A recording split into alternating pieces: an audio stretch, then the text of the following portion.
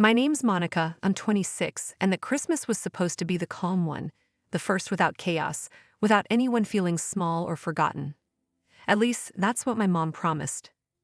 She'd said it at Thanksgiving, over her glass of boxed Chardonnay, her tone bright and brittle, like someone rehearsing optimism. "We're not doing gifts this year. Let's just enjoy each other's company, okay?" Everyone nodded. My sister Rachel even smiled in that diplomatic way she does, the one that says I'm the reasonable one here. I remember letting out a breath I didn't realize I'd been holding. I'd been juggling rent, bills, and the quiet humiliation of being 26 and jobless after my internship ended. The thought of another holiday watching Rachel's kids unwrap things that cost more than my month's groceries made my stomach twist. But no gifts. Those words had sounded like peace, like a ceasefire. Finally, a Christmas without the comparison game. I told myself that maybe this year we'd actually talk. Maybe Mom would ask about my plans or notice that I'd lost weight because I'd been skipping dinner more often than not. Maybe Rachel would see me not as her struggling younger sister, but as someone holding her life together by thread and sheer stubbornness. But hope, I've learned, is just another word for self-delusion when it comes to family. Christmas morning smelled like cinnamon rolls and resentment. The air was thick with sugar butter and something unspoken. My mother's living room looked like it had been copy-pasted from a department store ad. Every pillow fluffed, every ornament perfectly placed. The tree glittered like a chandelier, white lights, golden ribbons, and underneath it all, a neat stack of decorations that looked suspiciously like gifts. I tried to ignore it. They're empty boxes, I told myself, just for the aesthetic. My mom always loved things that looked right, even if they weren't real. I poured myself coffee and sat on the edge of the couch, my legs tucked under me, trying to pretend the morning didn't already feel wrong. Then Rachel's voice cut through the room. "Okay, kids, time to open your surprises." The word surprises hit me like a slap. My heart dropped, then pounded, then fell again. Her boys, 8 and 10, screamed and dove for the boxes, their faces glowing with the kind of excitement that's both innocent and cruel. Wrapping paper flew like confetti. The sound of tearing tape filled the room, sharp and relentless. Then came that flash of silver, the gleam of Apple's minimalist perfection. The older one gasped, "Apple Watches." The younger shrieked. The older started crying, happy tears. It was the sound of joy, but it felt like mockery. I looked at my mom. She was smiling, not just smiling, beaming, that careful performative expression she used for family photos or polite company. The kind of smile that said, "See, everyone's happy, so I must be doing something right." "We all agreed not to do gifts this year," she said lightly, as if reciting a line from a play, her voice smooth, measured, guilt-proof. She didn't look at me when she said it. Something inside me twisted hard. My throat went dry, my hands clenched around the mug. I could feel my pulse in my fingertips. I wanted to say something, to call her out, to ask why promises only seemed to apply to me. But the words wouldn't come. They never did, not in this house. Rachel looked at me once, just long enough for our eyes to meet. There was no apology there. Just mild discomfort, maybe a flicker of satisfaction. Then she turned back to her kids, her voice rising in that bright, sugar-sweet tone she used when she knew she was being watched. "Don't forget to thank Grandma. She said it was okay." My mom laughed. The boys threw their arms around her, their little bodies buzzing with gratitude and sugar. She held them like she'd earned sainthood. I sat there silent, feeling like I'd stepped out of the picture and into the margins. The rest of the morning passed in slow motion. Laughter echoed like it belonged to someone else's family. Rachel's husband bragged about his new promotion. Mom talked about how proud she was of him, how he was such a provider. I smiled when expected, nodded when spoken to, kept my voice steady even as something heavy gathered in my chest. Every glance, every word felt like proof of a quiet hierarchy I'd been born into but never accepted. Rachel, the golden child with perfect timing and perfect children. Me, the afterthought, the one who's always figuring things out. I kept thinking about the rule we'd all agreed on, the one that apparently didn't apply once Rachel had decided otherwise. And Mom, who had made the rule, now sat glowing under the tree, basking in the warmth of breaking it. There was a kind of artistry to it, really, their ability to rewrite reality in real time, to turn hypocrisy into virtue. When I finally excused myself and went upstairs to the guest room to make a call, I closed the door and just stood there. The sounds of laughter filtered through the walls, muffled and distant. I looked out the window where snow was falling in slow, soft flakes, covering everything in clean white silence. And I realized I was angry, not the loud, reckless kind of anger. The quiet kind. The kind that doesn't shout, doesn't throw, doesn't break. It just sits there, steady and alive, waiting for the moment when you finally decide what you're going to do about it. I kept smiling through breakfast, but the smile had the weight of something brittle beneath it. It looked right from the outside and hollow from inside. Every laugh that morning landed like a coin in a jar I couldn't open. Rachel told the story of how she found a deal online, the cadence of her voice practiced, like a salesperson rehearsing a pitch. And Mom laughed the way someone laughs when they're choosing between keeping peace and telling the truth. Nobody asked me what I'd gotten. Nobody checked to see if I was cold, tired, present.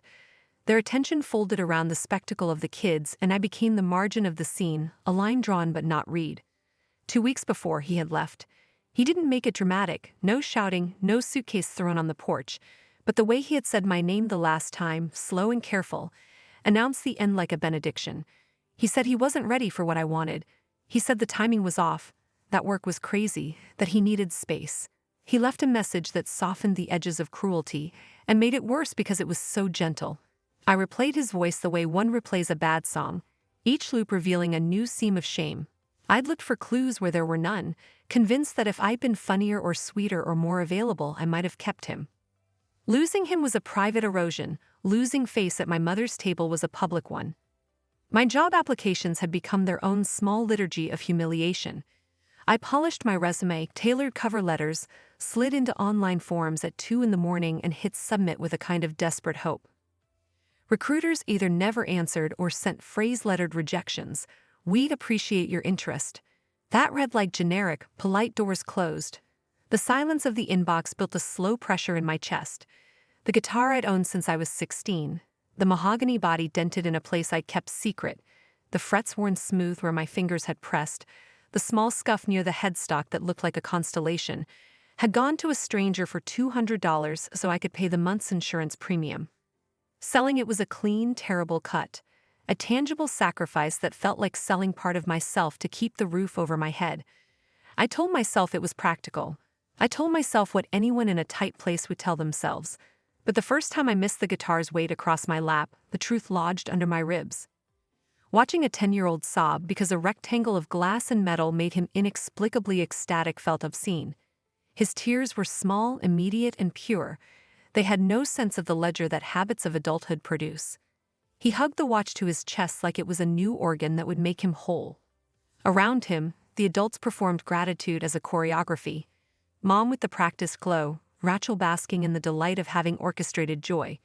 The performance erased the fact that we had all spoken a rule and then revised it to suit our appetites.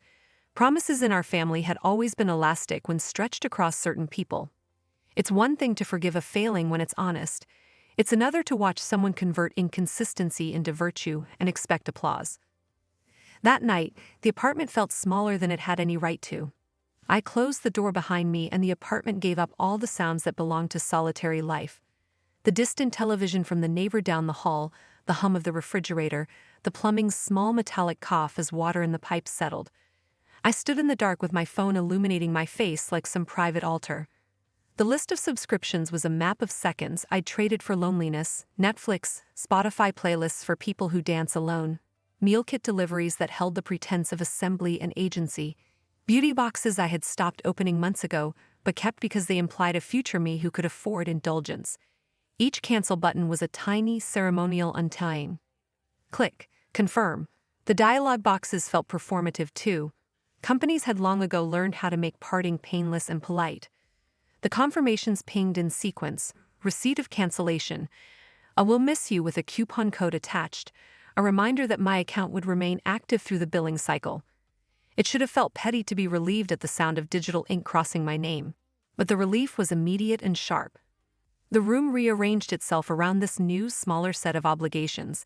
The air seemed to clear, and I could feel the shape of my month in my hands. There was less fluff, less disposable distraction. It wasn't revenge. It wasn't theatrics. It was the most honest accounting I'd done in months. Fewer obligations, more margin. Clarity revealed things I had been anesthetizing. The subscriptions had been small, manageable numbing agents. Netflix for the nights I didn't want to be alone with my thoughts, meal kits for the times I didn't possess the energy to plan, Spotify for the time I wasn't ready to say his name out loud. Removing them did not fill the holes they had disguised, but it stopped their whispering. Instead of soothing myself with the illusion of business, I was left with the raw data of my life. Bank balance, unpaid invoices, a mattress that dips on the right-hand side from nights when I slept curled tight and alert. The clarity was not comforting, it was precise. It allowed me to see what I'd been hiding from, and for the first time in a long while, it felt possible to start rearranging the pieces. Sleeplessness came like a guest who had overstayed its welcome. I lay awake and watched the ceiling until the light of dawn leaked in gray and indifferent. My thoughts threaded around the day's humiliations and small violences, Rachel's triumphant voice, Mom's practiced laugh, the humiliating cleanliness of how they could turn generosity into a performance. When the city began to stir and the radiator clanked like an old man clearing his throat, I wrote the first few awkward lines of an email I didn't know if I'd send.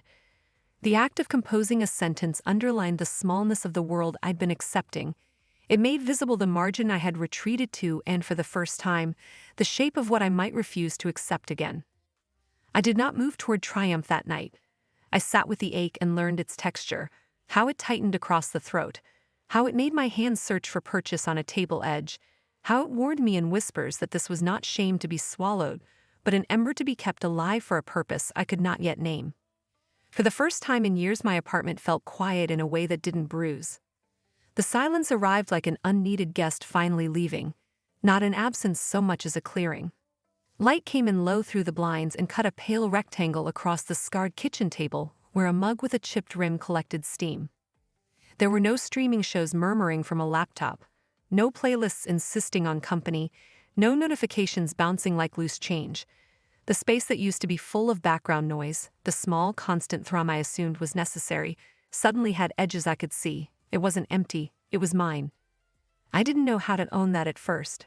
Ownership felt indulgent and fragile, like sitting at a table that belonged to someone richer and pretending the chair wouldn't give. I started small. I boiled water for tea in a pot instead of microwaving it in a chipped travel mug while watching somebody else's life on a screen. I made a list, clear, precise, ridiculous in its simplicity, of things I would do that week. 1 real meal a day, 20 minutes of reading without scrolling, 20 minutes of sketching. The list taught my hands what to do when my head wanted to spin. Cooking became a way to anchor myself in the present. I learned how my apartment hummed differently when garlic hit oil, how the scent of cumin could hang in the air like an argument that resolved itself. I started with recipes I could make without instruction: beans stewed with tomato and rosemary, eggs folded into a scattering of leftover vegetables, rice simmered until it clicked at the bottom of the pot. I discovered that timing a pan and reading a recipe required the same patient attention I had been denying myself in other parts of my life. There was no applause, no proof of effort, only the tangible return of a warm bowl and clean dishes. It was work that paid in small certainties. Reading replaced the hollow hours I'd given to other people's plots. I pulled worn paperbacks from a box I'd been meaning to donate and let sentences settle across me. There were manuals, handmade business blogs, Etsy seller guides, interviews with jewelry makers who spoke like cartographers of small economies. And there were novels that taught me how characters learned by doing. The books bent my imagination toward a thing I'd let lie fallow: making. I'd sketched jewelry as a teenager, a line of necklaces for friends that never turned into anything because life kept insisting on being urgent elsewhere. In an old spiral notebook, the pages still held the ghosts of those lines: doodled chains, half-formed clasps, ideas with margins stained by coffee. I opened it, smoothed the corners, and began again with a pen that made tiny, resolute marks. The designs didn't come as sudden inspiration. They were slow accumulations of memory and want. A bracelet remembered from a thrifted necklace my mother once admired, the way sunlight pooled on a brass coin, the precise looseness of a cuff I'd admired in a museum case. I taught myself methods that felt honest to me: wire wrapping, beading with tiny freshwater pearls, small hammered brass discs stamped with single letters. I worked with hand tools that fit into my palm: round nose pliers, a tiny hammer, a bench block that clicked under metal. My fingers learned to accept small failures, the way a loop would close unevenly, the way the metal would not lie the way I wanted, and then to fix them without panic. There was a rhythm to it: cut, file, hammer, polish, thread. It resembled breathing when finally practiced long enough. Photography followed naturally because I wanted the pieces to look like what they were: human-made and slightly imperfect. I spread a linen towel across the table by the window and set a square of white cardboard at an angle that caught the light. I learned to frame the hands as well as the jewelry, fingers dusted with metal filings, a scar from where once I'd burned myself on a candle, a small smear of olive oil from dinner. I took the pictures with natural light and no filters, the way you'd photograph someone you want people to meet without pretension. The stories I wrote in the listings were short and precise: material, size, care, and one line about why the piece existed. I packaged each bracelet in craft boxes tied with twine and a tiny handwritten note that read simply, "Thank you for buying from a small maker." I meant every word. A week after I set up the shop, an account named something private and clumsy, a banner I made in 15 minutes, an order appeared. My phone pinged in a way I hadn't noticed for months, a real notification that meant money and acknowledgement. I sat very still and read the buyer's message 3 times. "I saw your bracelet, and it reminded me of my grandmother," and felt a strange, cautious swelling that felt like both relief and trepidation. I wrapped the bracelet slowly, as if the care of the tiny object would translate into some larger, safer world. More orders came, then more still. They were not a flood but a trickle that widened. Each package I sent was an exercise in ritual: a sprig of dried lavender tucked into the box, a piece of tissue folded just so, a note written in ink that sometimes trembled. The first returns were small and bright: messages with photos of bracelets on wrists in new cities, notes that said the piece arrived and fit perfectly, or that my sister cried when she opened it. People messaged me with questions about sizing, about gift wrapping, about where I sourced my materials. Conversations began, polite, sincere, human. The ledger gradually filled with numbers that, unlike the indifferent rejections of job applications, meant something I recognized: exchange. Then one evening, a short video I'd filmed of my hands making a bracelet. No narration, just the metallic ring of the hammer and the soft snip of wire, uploaded to TikTok with no expectations. It was a 3-minute loop: cut, file, hammer, thread. The camera was close enough to show the texture of the metal and the slight imperfections that made the piece human. The caption read, "Handmade, small batch, honest." Within a day, the views climbed into the thousands. Comments accumulated, a steady avalanche of small truths. "This feels honest. I want something real. Thank you for making this." The messages felt like a kind of permission, as if the internet, long a place to perform, had offered me a corner where being unadorned was not a liability but the currency. Hope in that early phase wasn't grand. It was a set of practical shifts: mornings scheduled for sketching, afternoons for ordering supplies, evenings for packaging. There was still precariousness, bills to pay, gaps in income, but the precariousness carried a direction now. The work filled the rooms I had vacated with noise that was meaningful: the rhythm of tools, the soft rustle of tissue, the clack of boxes sealing shut.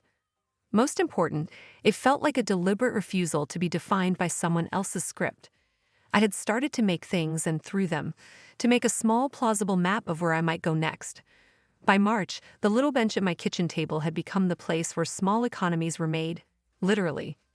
The bench block bore new dents from the small hammer. The pliers had a permanent groove in their handles where my fingers habitually found purchase. My Etsy page, which I'd set up with the awkwardness of someone teaching herself new words, now had a tidy list of items and a longer list of sold marks. The shop banner read "Monica Made," an unremarkable name that somehow suited the work: direct, human, without varnish. I had thought I was making bracelets. I discovered I was making a thing that could be exchanged for other necessities of adult life. The first sellout came like a soft shock. I'd underordered the brass discs, misjudged demand, and then watched in a slow, surreal way as the sold counters moved faster than I could restock. Orders whooshed through the notification bar: domestic, then international, each one a small vote that my hands had done something someone wanted to wear.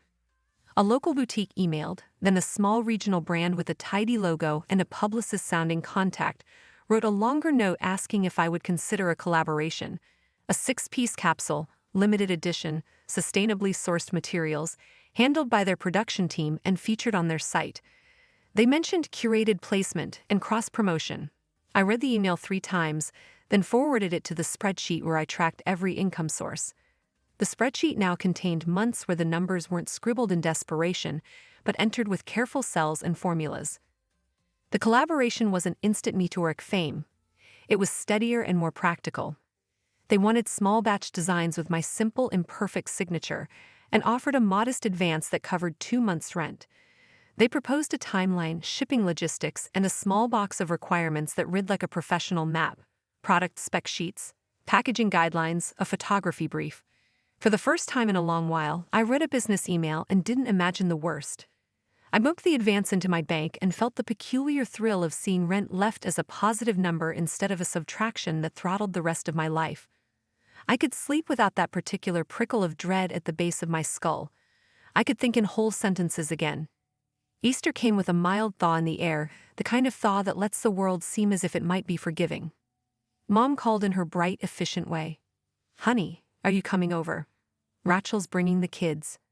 There was an undertone I recognized, the expectation that whatever tensions simmered would be dissolved by ham and family rituals. I hesitated a breath, then said, "Sure." The truth was that I wanted to measure what had shifted. I wanted to see, in the small theater of my family's rituals, whether a new balance had taken hold. Rachel greeted me at the door with the same practiced warmth she stored like a reserve currency. Her kids ran ahead, shoes squeaking on the hardwood. On the kitchen counter, next to the deviled eggs and the pie she'd made and declared from scratch, lay 2 new boxes, stark white, precisely rectangular, apple stickers glinting like little emblems of triumph. She reached for one as if demonstrating a point. "Look at these," she said, voice lilting with the exact cadence she used whenever she wanted everyone to notice her competence. "Got them for the kids. Best deal, refurbished, but like new." The youngest held his phone up like a trophy. The older boy fumbled with the case and admired the camera like it was a new continent. Their faces were open, immediate. Their delight was uncomplicated and true. For a moment I felt the old reflex, the tightness at the base of my throat that had been there since Christmas when the Apple Watches had appeared. But whatever hunger had tightened that muscle had been addressed in quiet, domestic ways. An email deposit, a packed order sent to a buyer in Ohio. A wholesale inquiry answered without trembling. I met Rachel's show-off smile with something else entirely: calm. Mom asked, casually as she ladled potatoes, "So, how's work?" The question hung there with the same weight it always used to carry, as if work were shorthand for my worth. I answered simply. "I stopped the job search," I said. The sentence felt like a small release.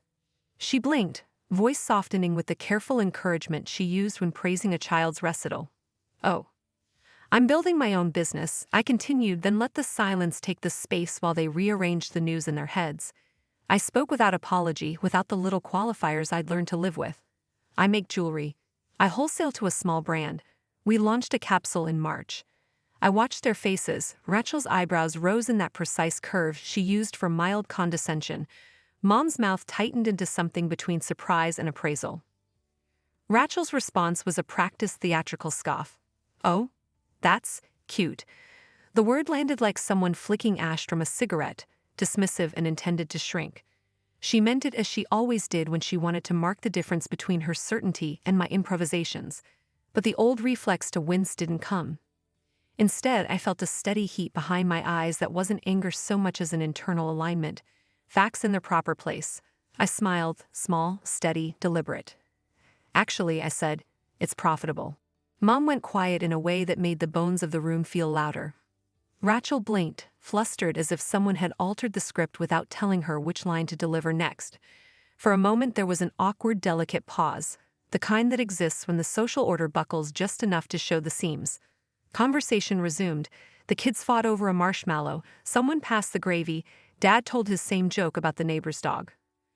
Rituals stitched the seam back together, but the seam had been altered. I felt it in the small practicalities that made up the day. I accepted a piece of pie without hesitation. I took seconds of the potatoes. I laughed when the kids did something foolish. My hands moved freely across the table, unencumbered by the old carefulness I'd carried like a second skin. The pride that had bloomed in private, orders packed, emails answered, money saved for the first time in months, didn't need to be shouted. It was a low current beneath the day's normalities, And when Mom finally met my eyes and smiled, real and thinly astonished at the same time, it felt like acknowledgement without a ledger. For the first time in a long time, I noticed that I didn't need anyone's permission to exist at the table. The relief wasn't dramatic. It was precise and domestic. A rent check that no longer felt like a lifeline but like one expense among many. An inbox that carried inquiries instead of rejections. Hands that built something that could be shipped, bought, worn. Triumph, I discovered, was not a shout but the quiet arrangement of facts. Proof in the ledger, calm in a sentence. A small business that fit onto a bench and into a life. That night, after the last of the cars had pulled away and the laughter had faded into the low hum of the streetlights, Mom and I stood side by side at the sink. The remnants of Easter, scraps of pie crust, sticky frosting on plates, a few overturned napkins, lay scattered across the counter like evidence of the day's small chaos. I had expected her to retreat into her usual retreat of small talk, but she lingered, letting her hands move through the soapy water with a rhythm that seemed more contemplative than functional. Finally, she spoke. Her voice was quiet, softened by something I hadn't heard in years, a tentative recognition. "You know," she said, "I think you were right about the no-gift thing." She paused, rinsing a fork carefully before setting it aside. Her eyes met mine, and there was a flicker there that hadn't been there in decades. The sense that she was seeing me, not just the daughter who could be managed with reminders, corrections, and comparisons. We all got lost in the wrong kind of giving. I didn't answer. Words felt unnecessary, inadequate. The tension of the last few months, the disappointment, the frustration, the small, persistent ache of not being seen, dissolved into the warm glow of the kitchen light. The silence between us wasn't awkward. It was filled with acknowledgement. We washed the last of the dishes in unspoken agreement, each of us careful with the fragile porcelain, careful with the fragile truths that had finally surfaced. Driving home later, I felt an unfamiliar stillness settle in my chest, not the emptiness that had haunted me on previous holidays, but a calm awareness. The city streets were quiet, slick with early spring rain that reflected the street lamps like spilled light. I pulled into my apartment parking space and sat for a moment, letting the car idle, letting the normalcy of solitude wash over me. This time, solitude wasn't something to dread. It was a vessel for reflection, for planning, for quiet celebration. I entered my apartment, the familiar scent of old wood and lingering tea filling the space. The apartment was still and lived in the way I had cultivated over the past months. Notebooks stacked neatly on the coffee table, a small tray with my essential tools for jewelry making, my laptop open on the desk where natural light hit the keyboard just right. I didn't reach for my phone or a streaming app. I didn't scroll past the emptiness. I settled into my chair, legs tucked beneath me, and opened the laptop. The glow of the screen was soft and inviting. This time, I didn't open it to delete a subscription or cancel a service. I opened it to create, to manifest something that had been quietly waiting in the corners of my mind. The Etsy dashboard greeted me like an old friend, showing recent sales, pending messages, and the modest but tangible growth of the small business I had nurtured from nothing. I pulled up a blank design template and began sketching, letting my hands move with the freedom they had long been denied. Each line, each curve, each tiny decision in the design felt like a reclamation, not just of skill, but of agency, of possibility. The night stretched on, uninterrupted and expansive. I traced patterns from memory, experimented with combinations of metal and stone, considered colors that captured moods rather than trends. There was no audience, no expectation beyond the one I placed on myself, to make something real, honest, and entirely my own. Occasionally, I paused, leaning back in my chair, and simply watched the cursor blink against the darkened background. It felt like breathing, like the first deep inhale after months of holding back. Outside, the city slept under a blanket of quiet streetlights, but inside, the apartment hummed with potential. I typed notes alongside sketches, materials needed, variations to test, ideas for packaging that felt personal rather than commercial, and strategies to connect with people who might actually care about the authenticity of what I was making. I realized as the hours passed that I had been chasing gifts all my life, not tangible ones, not even recognition, but the feeling of significance, of contribution, of being witnessed. And here it was within reach, shaped by my own hands in a medium I could control. By midnight, I leaned back and let my gaze drift across the small organized chaos of the room. Notebooks, sketches, tools, and a half-finished bracelet caught the reflection of the desk lamp, It struck me that every choice I had made, every small step of courage and patience, had led to this quiet apex, a space entirely my own, a medium to express myself, and a rhythm that made sense without the need for validation from anyone else. I smiled softly, realizing the depth of what Mom had unintentionally helped me see. The best gifts weren't the shiny packaged, store-bought kind. They weren't meant to impress or inspire envy. They were the ones you nurtured into existence, the ones you built from your own labor and vision, the ones that became part of your life not by accident but through intention. Sitting there, hands hovering over the keyboard, the warm hum of the apartment surrounding me, I understood something profound. Growth, creation, and authenticity were gifts in themselves, and they had been waiting for me to claim them all along.